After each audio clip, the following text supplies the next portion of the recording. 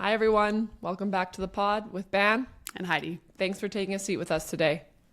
This is a safe space for you to join in on our real-life, everyday conversations where we often find ourselves discussing women in sport, Paralympic sport, and sitting volleyball. On today's episode, we had the privilege of talking to Jennifer Oakes, a two-time Paralympian, previous youth sport volleyball athlete, lover of sunshine, and all things agriculture and farming. A boating accident when Jen was in high school resulted in her right leg being amputated below the knee. Having played volleyball prior to her accident, she quickly returned to club volleyball, proving that literally nothing can hold her back. Jen then attended UBC Okanagan for university before attending Olds College, where she attained an agriculture management diploma. Born and raised in Calgary, she now works in agricultural marketing as an account manager and lives in Brooks with her fiance and cat. Jen has been on the Canadian women's sitting volleyball team for 9 years and has attended many PVPA zonal championships, WPV qualifiers, and both the Rio and Tokyo Paralympics. She has been an instrumental part of our team's growth as both a setter and a middle, letting her natural leadership shine both on and off court. As Jen has grown as a sitting volleyball athlete, she has found strength in playing a sport without her prosthetic, moving with ease on the court. Despite her calm demeanor and continual smile, Jen is a fierce competitor who is always pushing herself to be a better athlete and teammate. We had a great conversation with Jenny, and we can't wait for you to listen in. Okay. Fit check. Little tricky because these aren't the fits that both of us wore during the episode. Little did I know that Ban's been wearing the outfits that she wore in the episodes in these intros. Yes. On purpose. So we record the intros sometimes the same day that we do virtual recordings if we have time, or recordings with people in person, and sometimes separately. But I try as much as possible. There was one where I was in Kelowna. I didn't wear the same shirt, but I try to wear the same shirt, so I'll look somewhat similar. Makes sense. Yeah. So I didn't know that. Heidi? Nor did I notice that. And I edit the episode. Fit check. I'm wearing a white t-shirt. You bet. Pretty sure I slept in this. Blending into the wall. Yeah. Just looking fresh. And I'm wearing the one and only Kind ice cream hat. Legendary. If you're in Edmonton during Super Nationals, hit up Kind Ice Cream if you've listened to this beforehand. Yep. Little promo for our fave ice cream shop in Edmonton. Yep. And I'm wearing a t-shirt that Shannon Windsor gave me, the head coach of our women's indoor program, who is just about to start VNL, which is exciting. So good luck to them. They are trying to qualify for the Olympics, and it all starts soon. Like May 14th, days. I think. Yep. Let's go. I say, I don't actually know. And essentially the shirt, if you can't read it, says female coach with the word female crossed out. And then underneath it says judge by achievements, not by gender. Yeah. I like it. It's great. I've said it before. I'm not out here trying to be the best female coach. I'm just out here trying to be the best. I think you're on your way. I think if not, you're already there. Moving on up in the world. One t-shirt at a time. Jennifer Oakes. Jenny. PJ. Oh, wow. Princess Jen. Princess Jen. The many names of the lovely Jennifer Oakes. I said it right before we were recording, but it probably sounds crazy to people who know volleyball that she's a setter and a middle. Right? That's a real thing that happens. In sitting volleyball, when you have two setters that play in the back row out of one and in the front row mostly out of three. And that's just how our sport works, if you want it to work that way. They also happen to be basically the fastest on the team too, so that exactly lends to that. What a gem. Okay. Did you have any favorite moments or any standouts? Favorite moments of our conversation with Jen, I think, was just being reminded of how resilient she is. Mm-hmm. Of course we know, but Jen is always looking forward and just shows up as who she is. So she doesn't talk a lot about her past. And so rehearing her story and her discussing how much she was thinking about others through literal tragedy and putting her family first and making sure that they were okay when she almost lost her life is truly incredible. And then just chatting with Jen about feeling free playing on the court and how she's learned to play without a prosthetic and just move and use the body that she does have. And that's, I think, a lot of growth coming from playing indoor volleyball where she wore her prosthetic and now playing without it. So it's incredible to have seen her as a high school student to now a real live adult thriving. Seriously. I remember the early days of her on the team, and we would go to one of the gyms at the U of A and watch her play with her club team and just like cheer her on. Just so cute. I was thinking too, when she was telling her story, how wild it is that she like never passed out, or she like literally remembers everything. Until she said one of the most unfortunate parts is that I remember literally everything that happens until she got to the hospital or whatever. But literally telling people to like get her grandma like away from the dock and like different things, like like you said, just caring about people in the literally hardest moment of her life is really just a testament to who she is. And I also admire her like ability to be like, what's next? Like, how do I do this? Like, let's go. Like, that doesn't mean that she doesn't understand the weight of things or how big of a deal they are, like take things seriously, but she just like quickly reflects and is like, okay, like I can still do this next. Yeah, I'm sure there were times of hardship, but she really doesn't focus on them or really talk about them much with us. And just, seeing her approach to life, and also how much she now cares about parasport and being representation for youth who might go through something similar, I think is really awesome. And she highlighted that, and she's passionate about the same things that we are and what we talk about on this podcast, but she might not always be the loudest voice in the room, and she does it in her own way. She does it in the same way that you see her when she shows up, this like calm, cool, collected demeanor. And sometimes that speaks louder. And I really admire that, because that's not a strength of mine. I was just going to say, when she talks, I listen. So exactly. And she got to talk for a whole hour with us, which is amazing. So definitely listen. I had to add in that she has a cat. I know you didn't write that in the I know, I was like, Heidi's ad-libbing here in the intro if needed. I just love her. She's just a cutie and an anomaly, and just, I mean, we call her Princess Jenn, but she like literally is a farmer. Yeah, exactly. It's just like the funniest. Like you said, she isn't always the loudest voice in the room, but she does believe in and stand for a lot of the same things that we do with respect to women in sport and sitting volleyball and stuff. And she just really does believe in the power of sport and women being in sport. Like, it literally changed her life, and it has shaped her in a lot of ways. And she just believes in all the lessons that sport teaches, like teamwork, communication, discipline, work ethic, etc. Like, it's evident in how she communicates, lives her life, speaks to other people. And she's we don't know any of the details, but participating in a sport day in Brooks for getting young girls in sport, because it's needed. I believe in that, and I'm glad that she does too. I think it's so important, and I think her approach to it and her attitude is, well, just do it, it's there, it's offered. But I think we also can see that it's not easy, and not everyone has as much access to sport, and that's why these events are so important. And I have no idea. I don't even remember when she said it was. October. Okay. October. Maybe we'll be there. Maybe we can join her. I think we said we'll be there, so. We said, but I forgot the month already. I don't know what I'm doing. First time ever Heidi's remembered something it's because I edited the episode, so not because I remember. She just heard it. Cheater. Amazing. Here we are. It's pod time. Welcome to the pod. Today we are here with Jennifer Oakes. Can't wait. Wow. Can't wait. Tell us who is Jennifer Oakes, and tell us a little bit about your childhood and etc.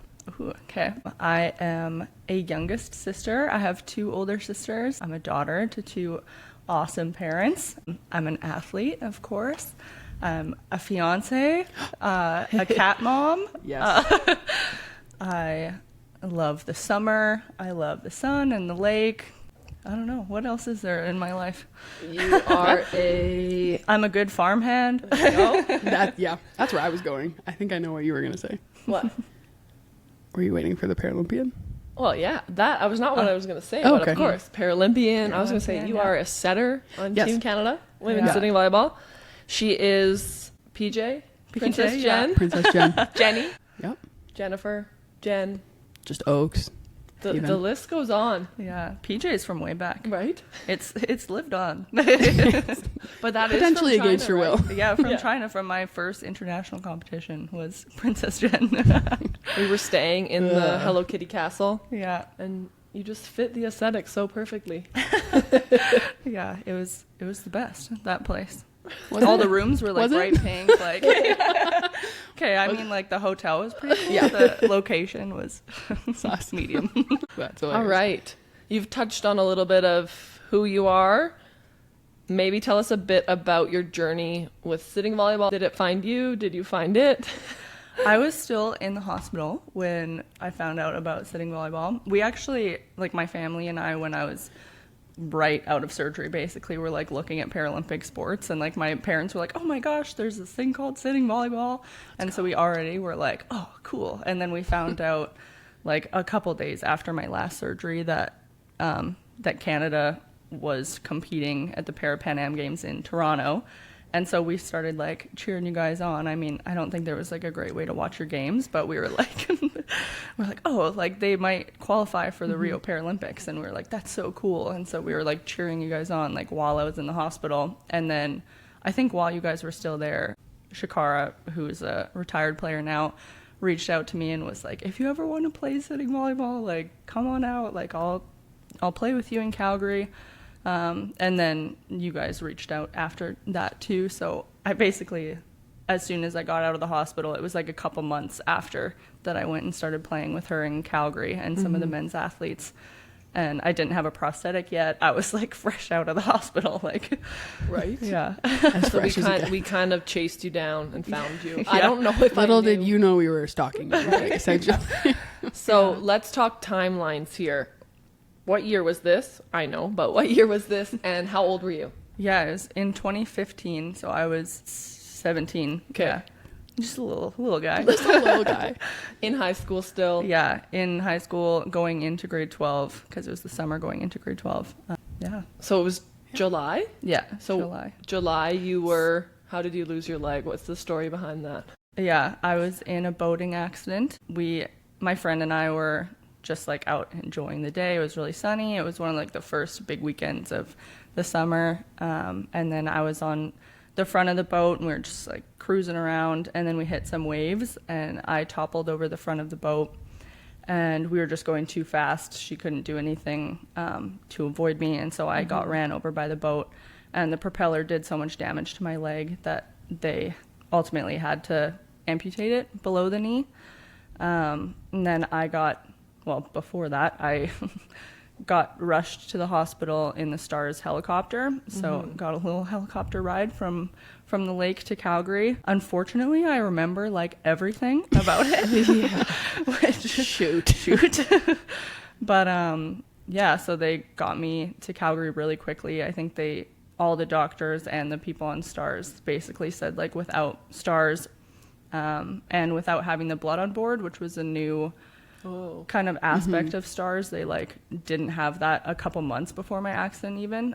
So they had blood on board and I used all of the blood on board, and all of the doctors were basically like, if you didn't have those two things, like you wouldn't have made it. I lost like over 80% of my blood. Wow. Yeah, and then got more blood in surgery, obviously, but So yeah. did you like tourniquet your own leg, or Basically, after I fell overboard, my friend turned the boat around and then grabbed me out of the water, and I was like trying to like get back onto the boat. And so she got me into the boat, and my legs were like propped up on the back Okay. of the boat, which like helped Yeah. a little bit with the blood situation. And then we rushed back to shore, and I was basically like, make sure my grandma and the kids are away from the dock, Yeah, like don't yeah. let them see. And so she was screaming up to the dock, and my uncle, my mom, my aunt, all came to like help. And my uncle basically held my leg like above my knee until the EMS people got there. So that was like the tourniquet was just like him literally holding my leg, like yeah. And then my mom jumped on board, and I like grabbed her face because she was like, oh my God, like so stressed. And I was like, just look at me, like just like stay here with me for a minute. And yeah, so It feels like so long. Like we've heard that story multiple times, but it feels like so long ago to me. I don't know if it does to you. yeah, it definitely sometimes feels like, I mean, it was like 9 years ago now. Yeah. And sometimes it feels like, oh yeah, that was like 10 years ago. But sometimes I'm like, no, that could have been like last year. Yeah. Like, It's like yesterday. Yeah. yeah. Wow. It like is still fresh like every time. Like I think like, oh, telling my own story over and over is like boring, and maybe like you feel the same. You're like, oh, I've said this so much, but I think hearing it, and that goes for everybody's story and our teammates, like just like hits Yeah.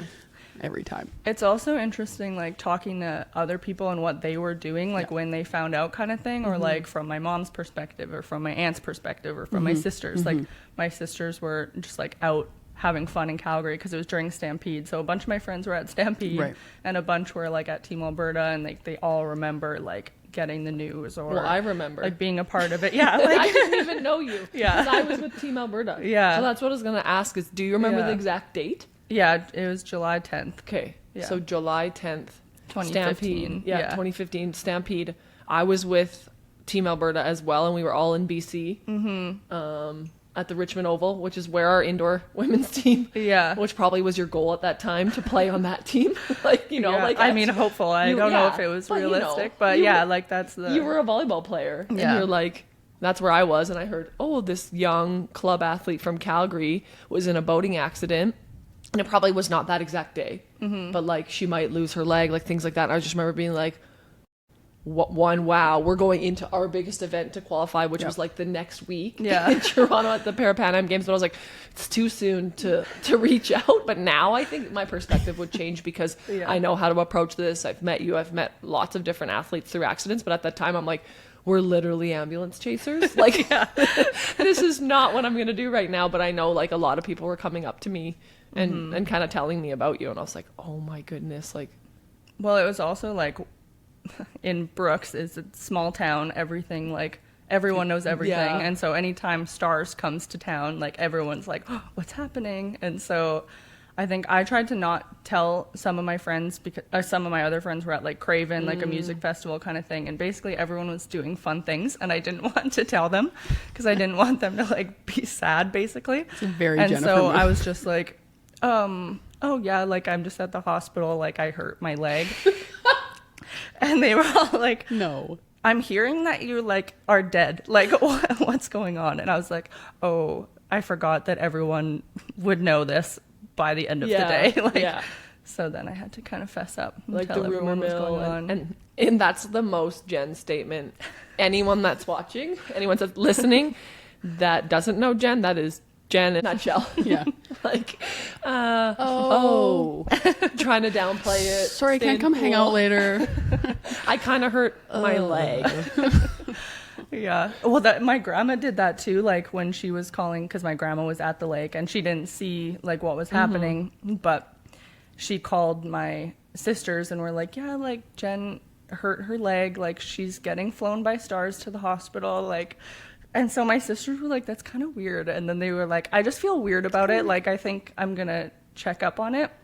And so they like, one of my sisters was like at a concert and she was like, I need to like go check on her. And then Yeah. so got to the hospital and we're like, oh my God, like this is a bit more than hurting her leg. Yeah. But we all definitely didn't want to stress anyone out.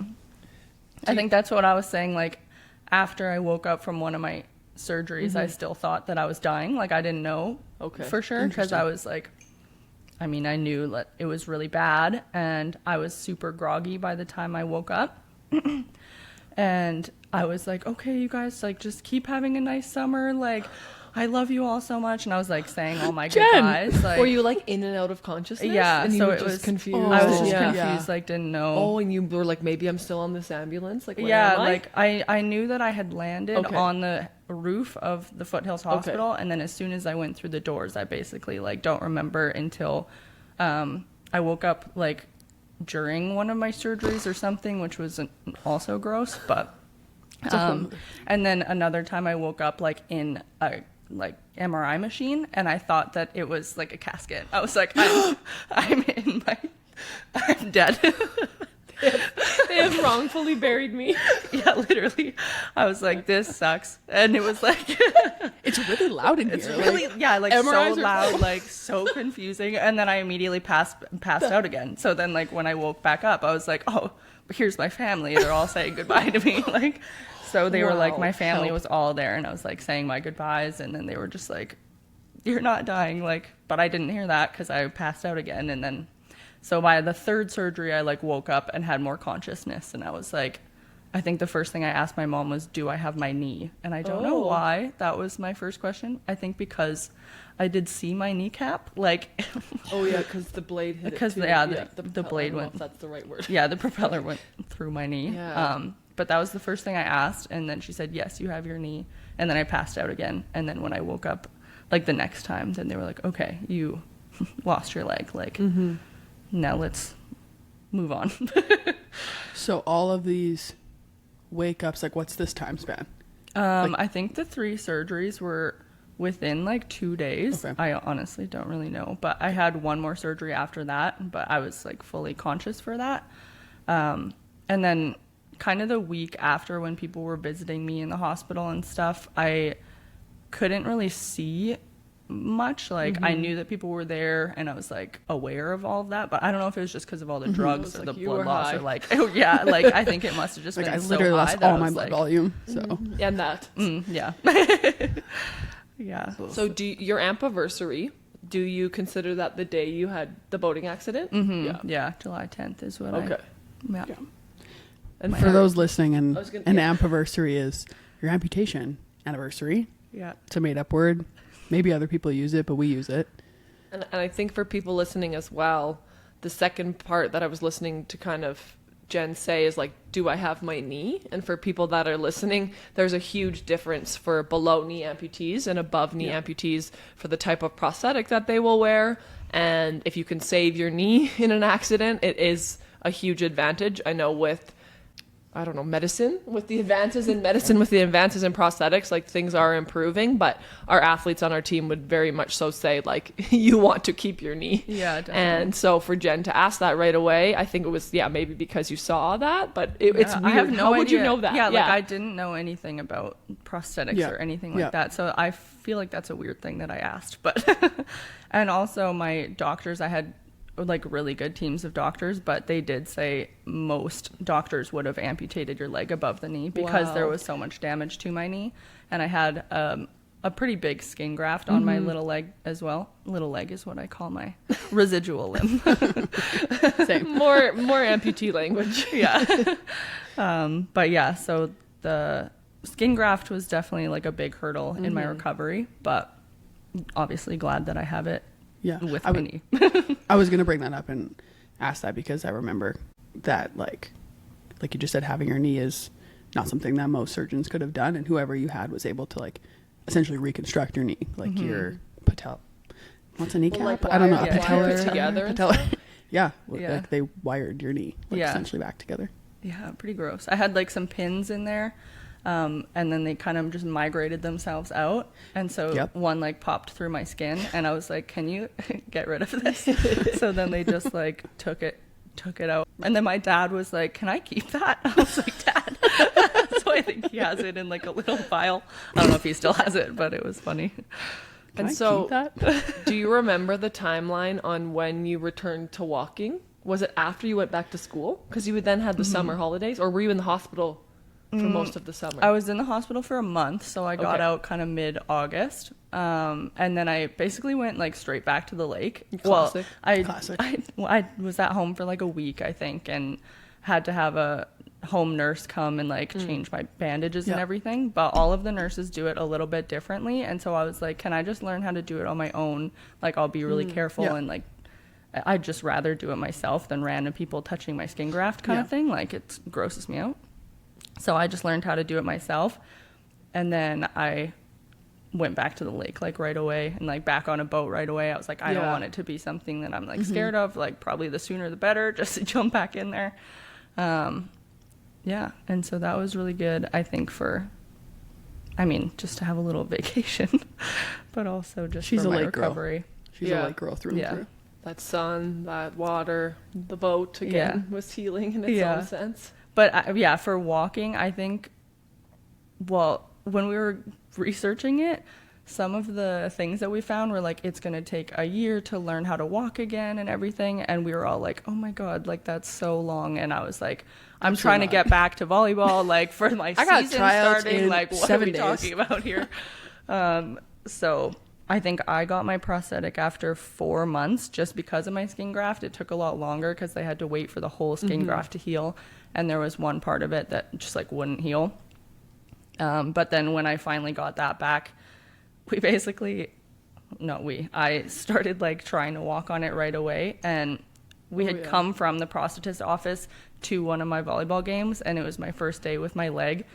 And I was like peppering with one of my friends, and I was like, not really standing on it, but like a little bit. Yeah, a little bit. And my mom, there's like a big window into our high school gym, and my mom like walked past the window, saw me, and then like ran into the gym and was like, Jennifer, like, what are you doing?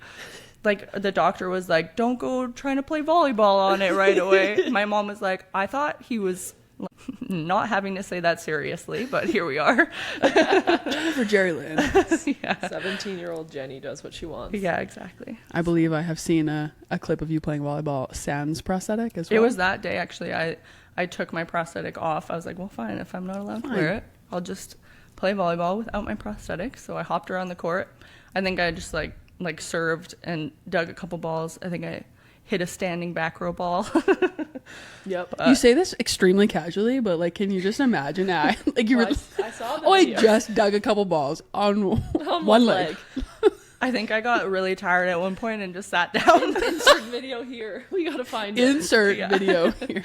I think my mom posted some on YouTube. You can look it up. On YouTube. Yeah. They had like a bunch of little snippets of me doing like my first wakeboard, my first ski. Like, Cute. yeah. Oh yeah. And do you remember amongst this timeline, so for everyone listening, Jen played club volleyball, played high school volleyball. We haven't outlined that, but she said she went to volleyball practice. Do you remember when we started talking and when your first camp was? I know I started playing sitting volleyball just in Calgary in October. So we had already been talking then, and I had already met Ian and was playing with the men's athletes and Shaq. Yeah. And then I think my first camp was in Edmonton. They're at Seville. Yeah, it's Seville. Oh, you know the answer? Okay. Yeah. I don't know when. Oh, okay. I don't remember the month, but I remember Jen came and she was either just wearing her leg or not because you had crutches. And Yeah. I remember you like were saying, I've been wheelchairing around. Like I'm so much happier. I can be moving a bit more. Yeah. But I believe It was like, Danny's first camp back too, if you remember Okay. when that was. And Julie's first camp. I don't know if they'll remember, but Yeah. my first like time traveling with the team was to Oklahoma. Mm-hmm. I think in February of 2016. Yeah. Yeah. Because I turned 18 on our Yeah. way to Oklahoma. Yeah. It was like a very Interesting. quick turnaround because I remember being like, I met all of you and I'd met people like that had lost their limbs and come to the team somewhat quick, but Jen was definitely the fastest. It was like, I heard about it. We gave her a little bit of time. We qualified and then we were like, we got to get on this girl because is she going to come to the games with us to Rio and add to our team? And so maybe now this is a bit of an intro into, I don't know if when you first lost your leg, if you were like, oh, I have a disability. Oh, I want to play this sport. I know my perspective on it, but you were young. We were going through key development years. And then we were like, hey, come play with all these people who are a variety of ages playing this weird version of the sport that you love. Do you remember that? And kind of Be honest. figuring out where you fit within our team. And if you were like, oh, they've qualified, I want to go to Rio. Or you were like, I don't know about this. Yeah, I definitely, like, as soon as I heard you guys qualified, I was like, that's so cool. Like, I want to go. Like, Okay. let's do it. And then I think it was one of my, like, first practices in Calgary with the athletes there that I was like, okay, yeah, I think I could be good at this game. Like, I want to be good at it. And then I think when I was talking to them, too, because we did have a camp coming up, I was like, I'm really nervous. Like, I'm scared that I'm not going to be good enough at passing. I'm scared I'm not going to be good enough, like, period. And they were like, it's going to be okay. And I was like, okay. I was just, like, really scared. But, I mean, all of those athletes are super confident. And I think that was, like, they were the first other, like, amputees that I had met. So I think I really appreciated them, like, they just like whip their legs off, like jump on court. Like it just like seemed so normal that I was never like, oh, so weird. Like I should be ashamed of my leg or anything like that. I always was just like, I'm going to do what I need to do to like play. And then same with coming to our team, like everyone on the team for the most part had been amputees for like a while. So then learning about prosthetics and like just like living like this as a disabled person, I think it was really beneficial for me. As far as like fitting sitting volleyball with standing, I definitely wanted to pursue both and did. Exactly. Like ended. I think there was like a little bit of time where I was like, what if I can't pursue standing? And so that was when I was like, well, at least I have sitting to like fall back on, basically. And obviously that mentality changed along the way of like sitting volleyball is not what I'm falling back on. Like it's something that is a huge opportunity to continue to grow and to be able to compete at a really high level, at a level that I might not have been able to get to other than with sitting. There was definitely like some times where I was like, this game is like, it's hard to love sometimes, especially like 9 years ago when you guys have talked about this before, but like when we weren't very good, like that was when I was like, oh my God, like this game's frustrating. And I don't think it had nothing to do with it being like a Paralympic sport, like nothing to do with my disability. Like it was just like, we weren't very good. Like I wanted to be better. And so I think that's where any type of hesitancy would have come from. It wasn't about parasport. Gotcha. And like you would then go, for everyone listening, she would be at a training camp and then have an event for her club team at the same venue at the same time. So it would be like nationals and you'd be bouncing back and forth, but yet it would be like a selection camp. So we'd be like, Jen, you have to come to something. And so you're trying to like sort that out. But I think sometimes it was maybe a more competitive environment with your club team. And then eventually, for those listening, once again, you played at UBCO and you played university volleyball. Whereas now I think you flip that on its head. It's like, no, we have a competitive environment. We're a high performing team. We're ranked #1 in the world. We're going to the Paralympics. That's comparable to any volleyball in our country. So it's completely different than 9 years ago when you're like, like, I'm not sure. Competitive or like recreation vibes sort of. Right, and Jen's like coming in as super competitive. I remember that right away. And we could kind of bond over that. And you'd sometimes vent to me like, man, I'm like, I know. Not everyone's played club growing up. Not every, it's grown up in that high performance culture. Yeah. And I think, early on, I think I had to change my, like how I talk to other athletes as well. Like I was used to just being able to like yell at someone and then it'd be like immediately fine. Like, yeah, you're right. Move on kind of thing. But I was like new, didn't really have like that kind of relationship with people yet. And I was like, what are we doing? And they were like, literally. Oh no, like that's not. Yeah. We just weren't at that stage yet. And I think obviously now I have a lot better relationships with everyone and like found a middle ground there. But it was funny, like coming from standing to sitting. Into a group of, you said it earlier about people who either had never played sports, sitting volleyball is the first time you played sports, sitting volleyball is the first time you played volleyball, and just a variety of people. So yeah, I don't remember, but I appreciate now your mental fortitude and toughness.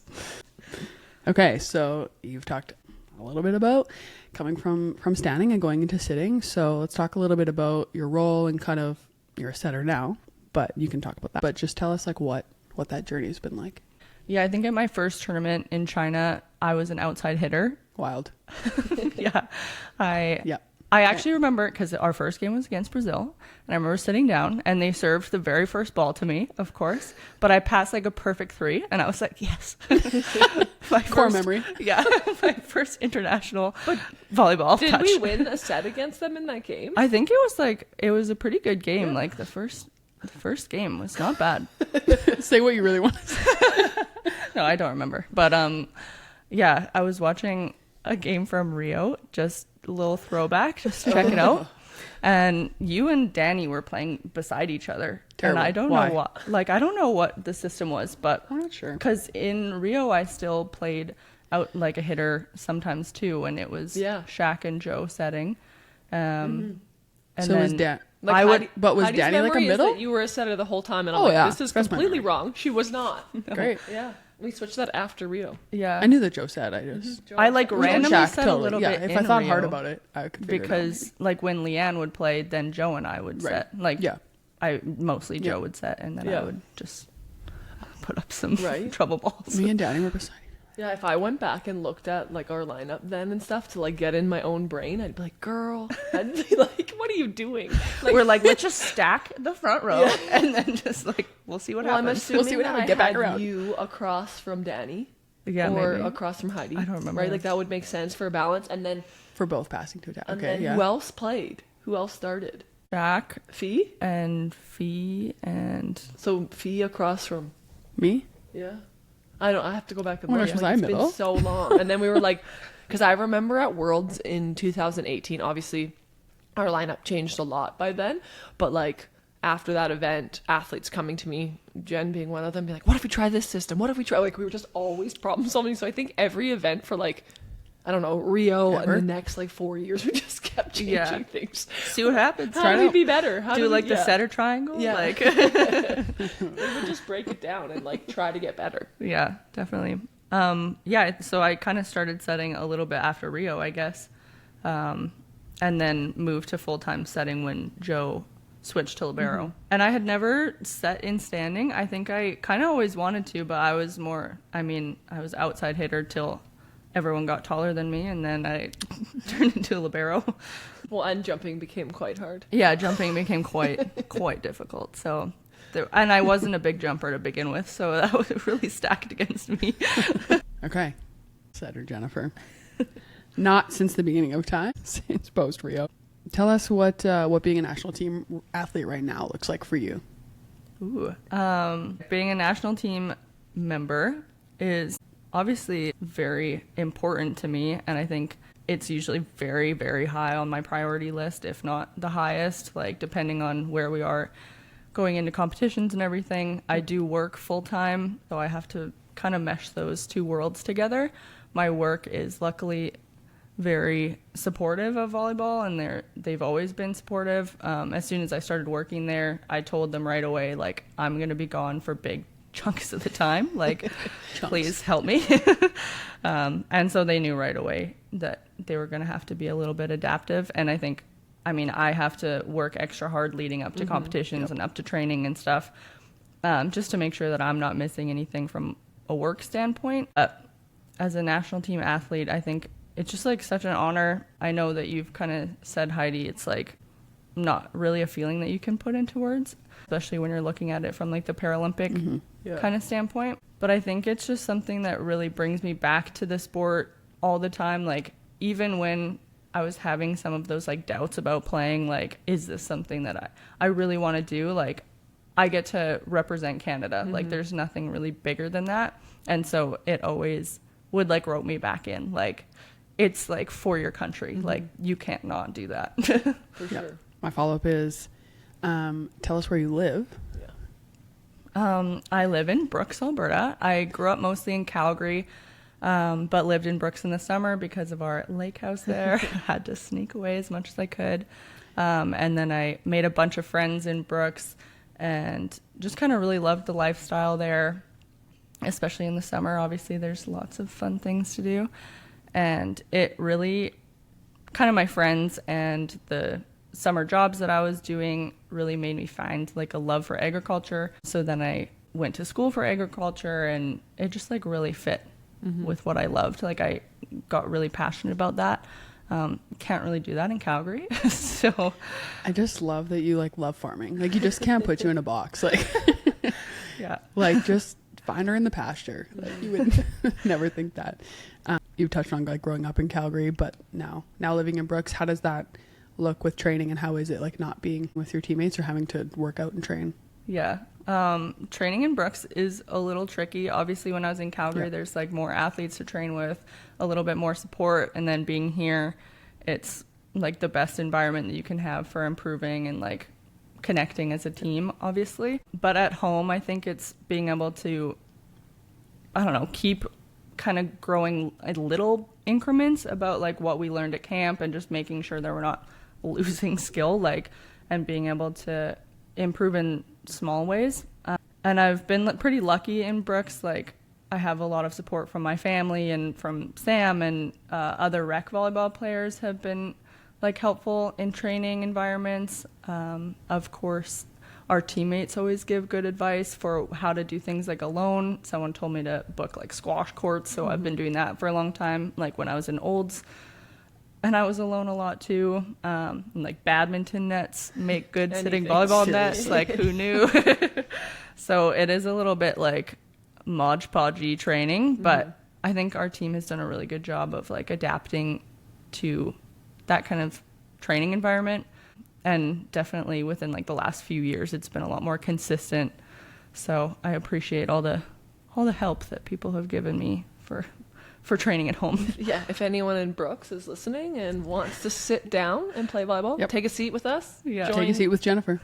Yeah, I was going to say join the sport, not even the conversation on this one. We would love you to join Jen as we lead up to Paris, but also you got to be good because it's hard. It's so hard. But that's even in Calgary, like some of my standing friends would come and try sitting and they're like, that is impossible. Like, how do you play this game? Like, it's so hard. Right. And everyone always loves it. Like, that's for true. anyone wondering, it's very fun. I don't think I've have heard of someone who's played indoor volleyball or maybe even beach that sits down is like, oh, this is really boring. Like, I'm not having fun. Everyone's like shocked at how hard it is. Yeah. How hard it is to move.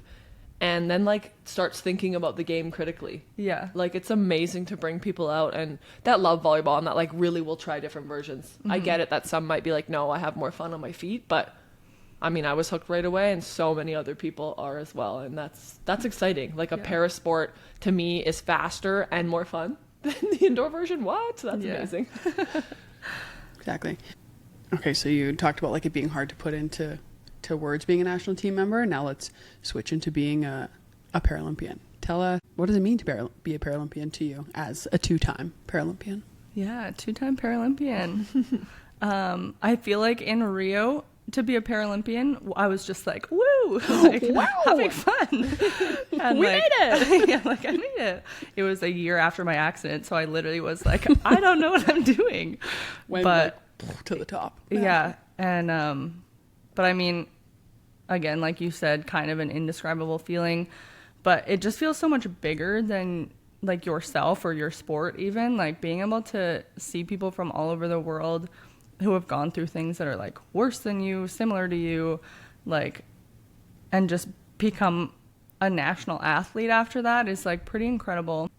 And it really makes you kind of, I don't know, like it's hard to put into words. It's like that feeling, like you said, the feeling of being Team Canada. Like you're not just Volleyball Canada there, you're like with all the Team Canada athletes. I think that's why, like I've said, the walking into the opening ceremonies is one of my favorite memories from Rio, and it because you just are there with everybody in Team Canada. Like it's and I think for any of our like big international competitions, but especially the Paralympics, you're like, people care about this sport, they care about the Paralympics, they care about like people with disabilities, and it just becomes like, wow, like this isn't, because sometimes it feels small in your head, like you're like, people don't really care, like whatever, but it's not true. Like you get into that environment and you're like, wow, like people do care, people are here to support us.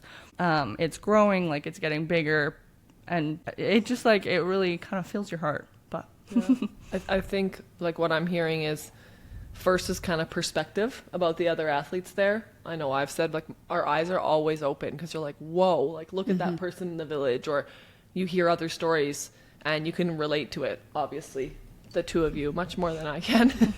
And then the other thing is kind of like what we care about and what has really drawn us in. You see it on a global level, and you see it when we like show up to the venue and it's so much nicer than at every other competition and things are much more organized. There's a ton of growth that needs to happen, and we've highlighted some of that on this podcast, but I think I would so agree that it's like finally on our third games, hopefully we'll show up and Paris and all of France really will get behind the Paralympic Games, and I think their eyes will be opened. And then that's one more country off the list, and we just keep growing and we keep building. It's exciting. Yeah. What is your favorite Paralympic moment? My favorite? Or memory? Oh Do my you gosh. have one? There's so many. Okay. Okay, Paralympic moment though. Could be on court and off court if Yep. you want to share more than one. Mm-hmm. I have an on-court one. We were playing Brazil in Rio at the Paralympics, and I was like going to serve, and I could just like feel the ground shaking. Like there was so many people, and they were like partying it up. Like, and I literally, because I didn't really like take it in before that, because I was like just focusing on playing, like put my blinders on. But I was like, I couldn't ignore it at that point. I'm like, my body's shaking from the crowd. Like, what is happening? Wow. So that was like a pretty surreal moment. Like, Did you remember that it was like a building that was only built for the games, and they were like on scaffolding, so everything would shake? And Yeah. we Yeah. didn't, yeah. We There were like didn't notice 10,000 that at people first. in there Yeah. just Yeah. hanging Locking on. the place down. Serving Yeah. beer. I was like, yes, Brazil. Like, you got this right, because then you go to Tokyo, Excuse me, there's can no everybody one. just like be a little more quiet? I'm All trying to those like, cups, like Yeah. Usually all you can hear, well, not all you can hear, but you could just hear Cora like yelling at you, but there was no way. there's no way. there's no way. There was no English to be heard. No. Just a tiny little red section in like Yeah. a sea of Brazilians. Good one. Yeah. Is there anything going into Paris that you're looking forward to, as far as either having family there or what you expect of the games or of the media? Is there anything that you as an athlete are really excited for or would like to see an improvement on from your last experience? Yeah. I mean, going into Paris, I'm really excited that we'll be allowed fans again. Obviously, that's not the point of playing. Like, I'm there to compete. It doesn't really matter, but it does just like bring a lot of energy. So yeah. And you have family coming? Yeah, I have some family coming, so should be nice to maybe see them up there. Yeah. And then I also just really hope that we can get our shit in a group and get things televised or like streamed at least. I mean, I know that we've all talked about it quite a bit leading up to Tokyo. Like, it was a big shock that our first couple of games weren't going to be streamed, and it was like pretty disheartening. Like, especially when you have like lots of people who are like, I can't wait to watch you. Like, I want to support you. I want to watch. And then for you to be like, oh, you can't. Sorry. Yeah. And also you can't even come because it's Yeah. COVID. COVID. Yeah. So, And I mean, it's nice that we got that kind of figured out at last minute, but that's not really something that we should be worried about going into the biggest competition of our lives to date. So yeah, hopefully people will be able to support us from home and in Paris. Good point. That's why we do this podcast. We haven't specifically talked about this, so I know that in Tokyo, your family and I think your mom and I were either DMing or emailing like in the middle of the night. So I know your family, and specifically like the moms really stepped up. Yeah. But I remember talking to your mom about it and about how that's not okay to not have our games streamed. So we all know she's passionate. Everybody outside is passionate, but I wasn't sure where like you stood on this. But it's just another person on our team, and I think probably everyone, to add to the list that are willing to like fight to have our games seen Yeah. and to have mainstream media broadcast Paralympic sport. It needs to happen. It needs to happen across the board. And the excuse of, well, there's not enough money or there's not enough rights, it doesn't happen in Olympic sport. Why is it happening in Paralympic sport?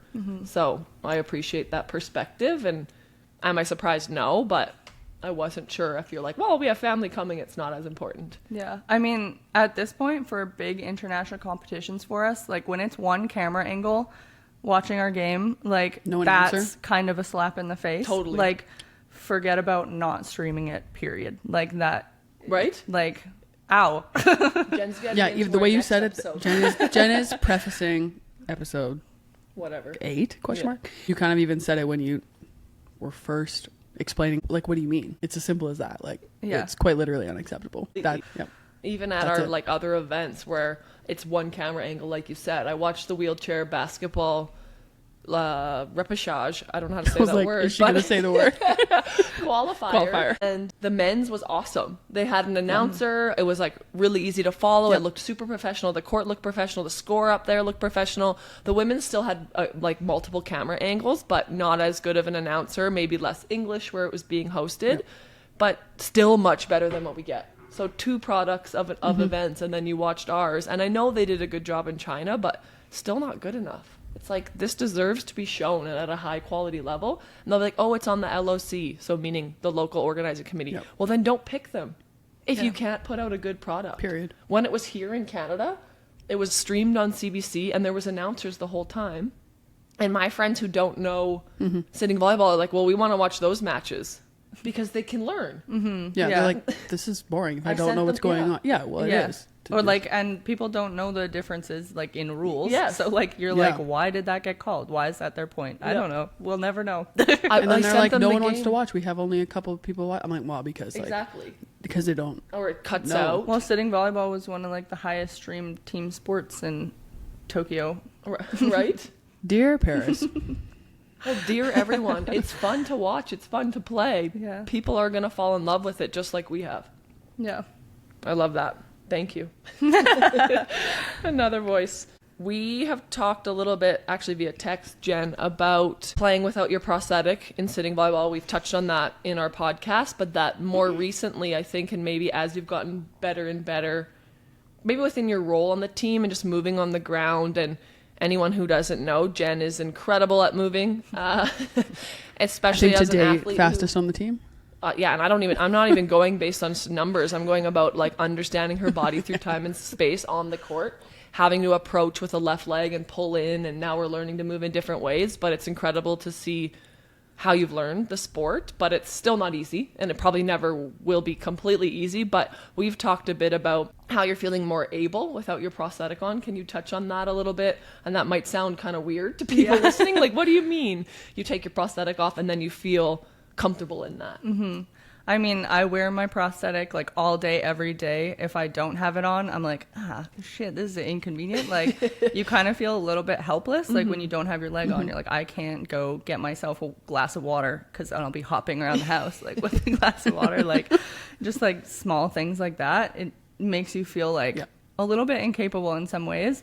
But with sitting volleyball, and I don't know if you feel the same way, but it feels like right to not have your prosthetic on. Like, I feel like I can be so fast and I can be mobile, like without my prosthetic on. And it's a really kind of interesting feeling that I just kind of started noticing within the last few years. I'm like, because I used to be like, oh, I hate having my leg off. Like, it's so annoying.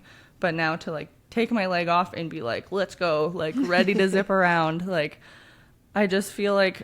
Interesting. Yeah, I just think it's like a big part of parasport. Like, not having to have a prosthetic and not having to have like a fancy wheelchair or anything, it feels really cool to just like use your body, like what you have. And I think with standing volleyball, obviously I still loved lots of aspects of standing volleyball, and you have a little bit more freedom as for like running and everything, like running to get the ball and jumping and yada yada, you can get a little bit further. But there's like kind of some pain and like uncomfortableness that comes with that people you're playing with also don't really relate to. But it's also just not being able to trust that your leg is going to be under you. Like, and I know that it maybe is more of an issue for above knees, but it's still like, I can't feel where my leg is. Like, it might not be exactly where I need it to be when I land. And then it hurts, or I don't have like ankle stability to go one way. I can't bend my knee as much. Like, there's a lot of workarounds that I had to learn how to work with my body. I used my left leg for a lot, like always relied really heavily on my left leg, playing standing. And with sitting, I don't have to like learn how to do things in spite of my leg. Like, I mean, I do in means of like pulling and pushing, but it's just completely different. That's interesting perspective, and you would have really good perspective on wearing a prosthetic and playing indoor volleyball when you played at all various levels and continuing to probably in rec volleyball, and then taking your leg off. And like, it sounds to me like you're saying like you feel a bit free. You feel free in the past few years to be able to just be yourself and kind of thrive within that. Yeah, definitely. And it's so interesting to see that, because I wouldn't have ever known that you're kind of like, oh, gotta take off my leg. But it's right, because like we hop from side to side and you're always like one of the most annoyed, or you'll like kneel in the anthem. You're like, I'm not here to like prove anything to anyone. Yeah. I'm like, you go, Jenny, like do what you gotta do. But maybe like over time you've like accepted the parts of the sport where you're on the court and just like really own that. I wouldn't have thought of that, but it's so interesting. Yeah. I just feel like I can like spin around. Like I do really weird things when I'm on court. So Insert Spider Jen. yes, it's like Spider Jen's coming out.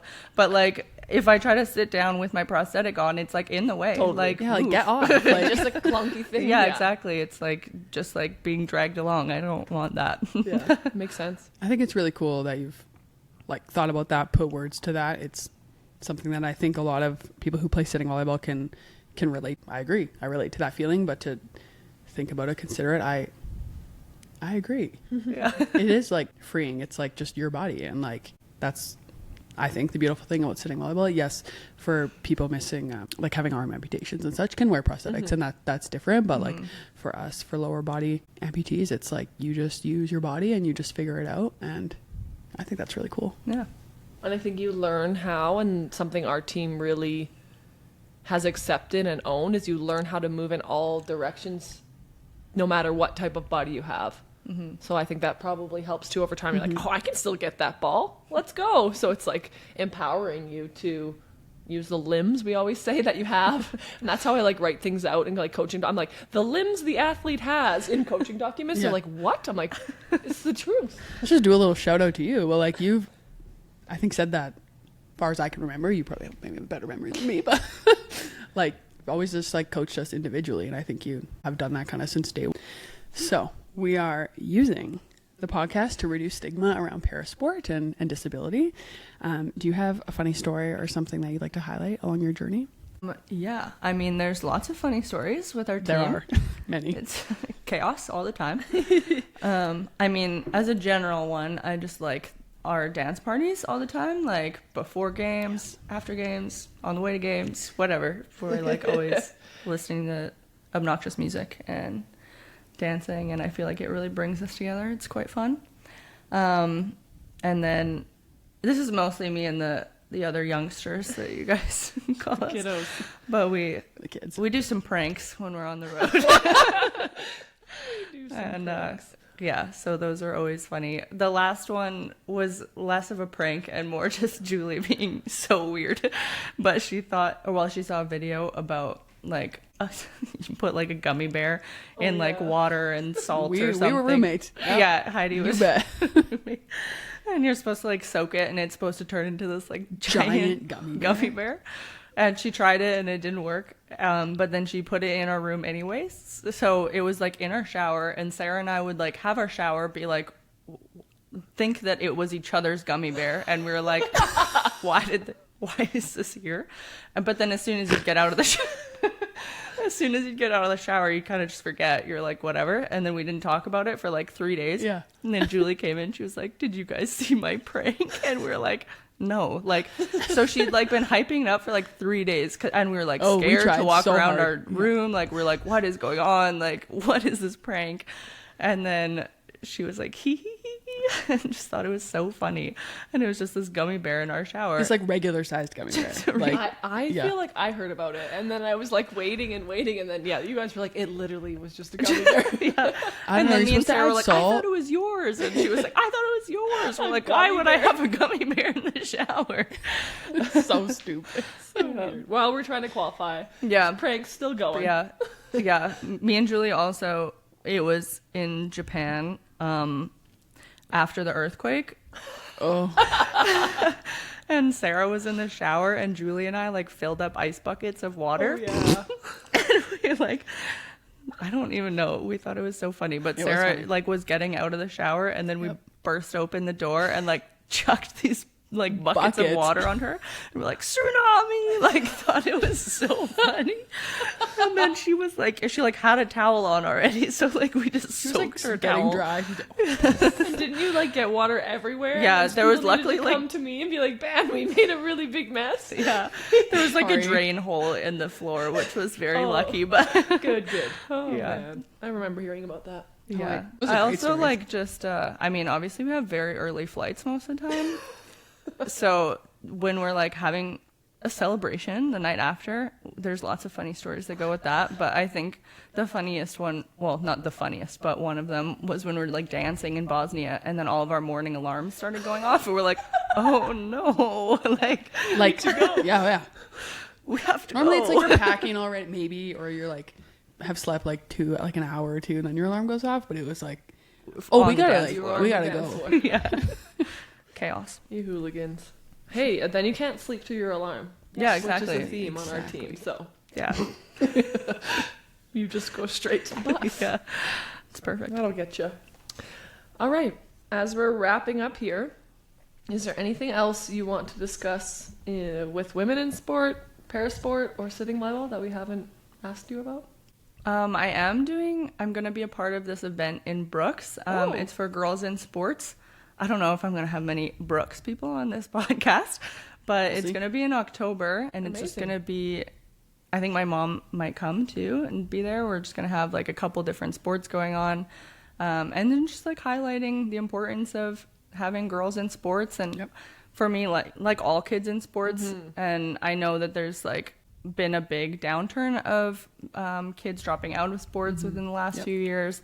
And I just think it's so important to be in sports, and it's absolutely changed my whole life. Like, and I'm sure you guys can both say the same. And all of my friends, I think, would say the same. Like, it builds your character in so many different ways, like builds friendships and opportunities. And I think it's just such an amazing thing to be a part of.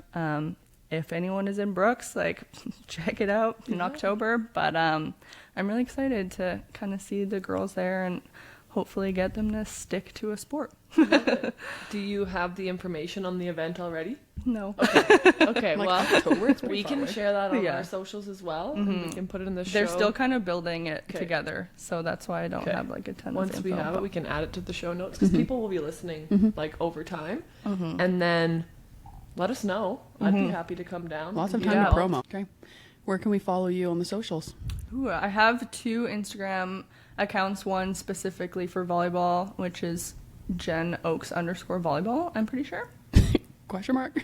We will think add maybe it I to the should- show notes. Okay, yeah. Yeah. My other one is _Jenn Oaks. It's just my personal account. Yep. I have more of like the day-to-day volleyball stuff on my volleyball account. Yep. Get some behind-the-scenes action. But Especially in the lead up to Paris and through Paris. Follow Jenny. And thanks for taking a seat with Thanks. us today. yeah, thanks for having me. Crushed it. Cute.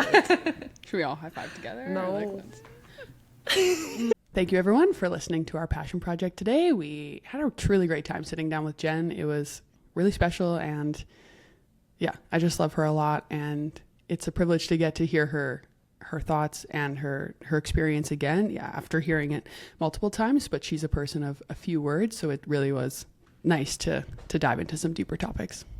Agreed. Thank you for listening, and thank you to Jenn for taking a seat with us. Be sure to check the episode notes for links to all of our socials and more info on what we talked about today. Cheers. That was Success. very serious.